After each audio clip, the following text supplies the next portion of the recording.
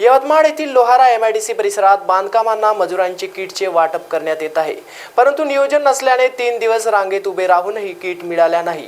त्यामुळे संतप्त झालेल्या बांधकाम मजुरांनी लोहारा मार्गावर रास्ता रोको आंदोलन केले। या ठिकाणी महिला काँग्रेस कमिटीच्या प्रदेशाध्यक्ष संध्या सव्वालाखे यांनी भेट दिली। मजूर कामगारांनी किट मिळत नसल्याने तीव्र शब्दात संताप व्यक्त केलाय।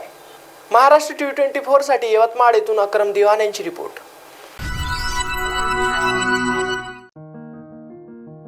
आयुष्यात प्रगती तेव्हाच होते जेव्हा अंगभूत गुणांना योग्य संधी मिळते। ग्रामीण महिलांना आत्मसन्मानाने जगता यावे,